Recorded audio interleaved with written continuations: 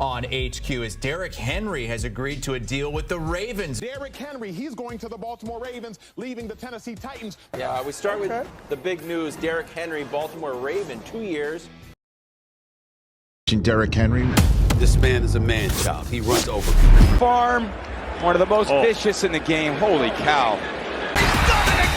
Just when you thought the only news coming out today was going to be the Baltimore Ravens schedule release, the Ravens hit everyone with a huge surprise.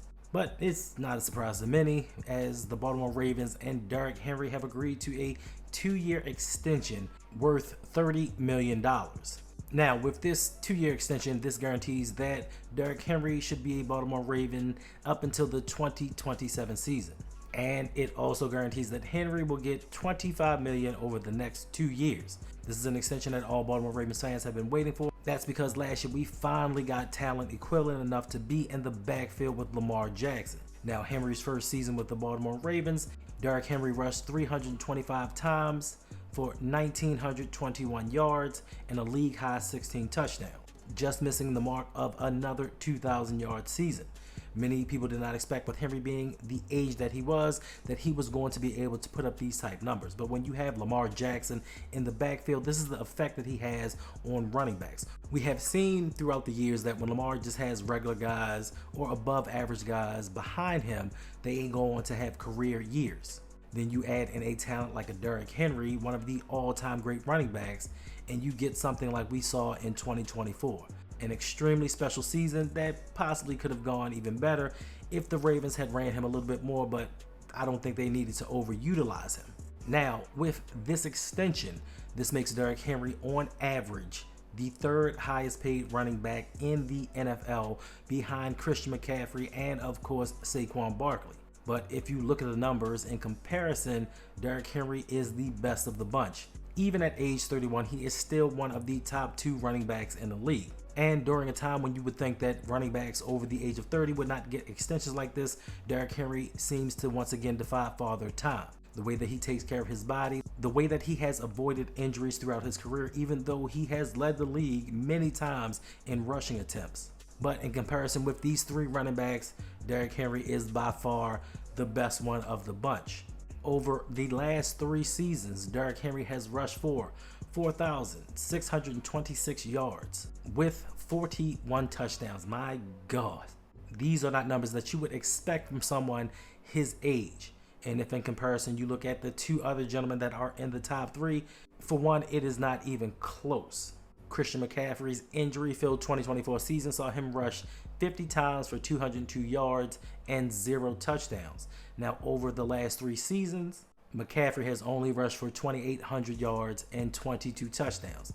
Now, we can't discount the fact that he does do a lot of his damage out of the backfield receiving, but as far as running back goes and injury history aside, 28 compared to 46 minus some games, that's a lot of yardage. And then we look at this year's rushing leader in Saquon Barkley.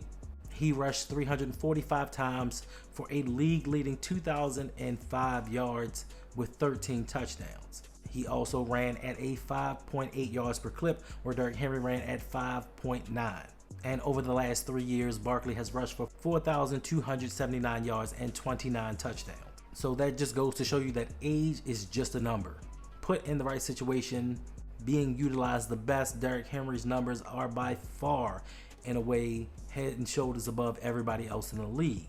And in the last comparison with Derrick Henry, like I said, he rushed for 4,626 yards and 41 touchdowns over the last 3 years. Now, there has been only 1 running back in the league over the last 4 years to rush for 1,000 yards, and that was formerly Pittsburgh Steelers running back Naji Harris. Naji Harris has ran for 1,000 yards each and every season of his career, the only running back in the league to do that over that span. But over those 4 years compared to Henry's 4 years, that 4,626 yards dwarfs Najee's 4,312 over 4. So you give him a full extra season and he's rushed for 300 less yards. Harris also has 28 touchdowns over that span, where Derrick Henry has 41. So this just tells you how truly great Derrick Henry really is. It was brought to my attention that 58% of the people watching my video are not subscribed. So if you could kindly in this time of giving, in this world of joy and brotherhood, like and subscribe to the channel. I promise you, the more that we grow, the better we will do. And it only takes a second. Just hit that button and the rest will take care of itself. So with all the flux and everything that has been going around with the Baltimore Ravens, this is a bit of good news because as of yesterday, our Darius Washington, while working out, he ruptured his Achilles and he will probably miss the 2025 season. And this is a sad story because a lot of us, like our Darius, he came in and solidified this pass defense once he came in. Once they benched Marcus Williams and put him in, this defense kind of transformed. And during this offseason, he and the Ravens butted heads just a little bit because he wanted a long-term deal just in case for situations like this. This is why players want to get long-term deals, just for that security. Because if you think about it, being that our Darius is 5'8", maybe 180 pounds soaking wet, coming off of a second major injury, his suitors for next season may be few and far between. This could be it for his NFL career. That's why he wanted a long-term deal and he did not want a low-round tender. Now, yes, to people like yourself and me, getting a $2.8 million tender or 2.3 or whatever it was is a lot of money. But if you think about the taxes that are taken out and everything else, if this is the end of your career, that money's not going to last very long. Now, it seems big when you say it out loud, but when you start to think about it over the lifetime of somebody making money and providing for their family, it is not a lot, especially when you cancel out predominantly half of it with taxes, lawyer fees, agent fees, and all that. So that 1 point something million isn't going to go far. And a lot of people have said, well, it's a great thing that we drafted Malachi Stark in the first round because this happened. See, I told you so, ha ha, he he, whatever.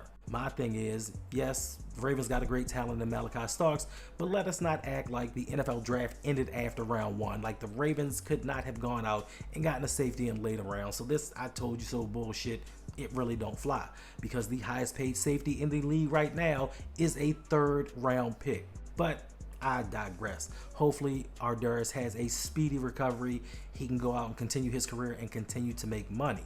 And now that we are finally just hours away from the schedule release, some things have leaked out. There have been games shown about online, and some things that have interested me is the Ravens scheduling or lack thereof, the transparency where they've leaked a lot for other teams. There hasn't been much leaked about the Baltimore Ravens, but the one thing that we have found out is revenge starts week 1.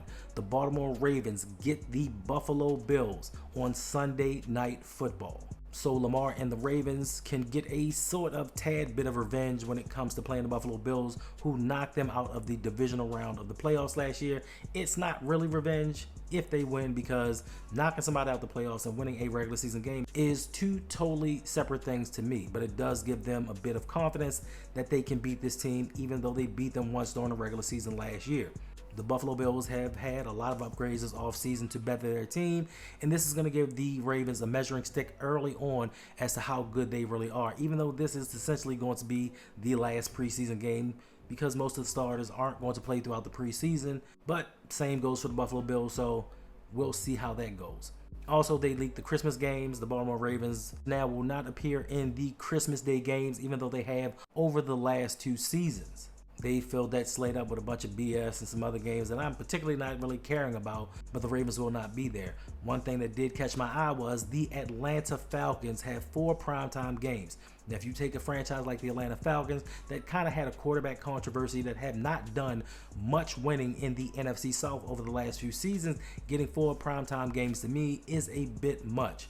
So if they get 4 primetime games, the Ravens should get at least 6, maybe 7 primetime games, especially with the talent level and the winning that the Baltimore Ravens have done. And also, the Ravens will not be playing on Thanksgiving Day, as it has been leaked that the Los Angeles Rams will host the Tampa Bay Buccaneers in the 3rd and final Thanksgiving Day game. So when it comes to the holiday games and it comes to the international games, the Baltimore Ravens will not be partaking in any of these during the 2025 season. I don't know why, because the Ravens and Lamar Jackson are primetime TV, and I do get that they open the season up on Sunday Night Football, where the Ravens have a 67% winning percentage. I get all of that, but not to have them on during the holidays, not to have them go overseas and be an ambassador to the game is just mind-boggling to me. But I guess I'll just have to sit here and wait these next 5 hours to see what the rest of the Ravens schedule will look like, and we will check back in later on. And until then, see you later.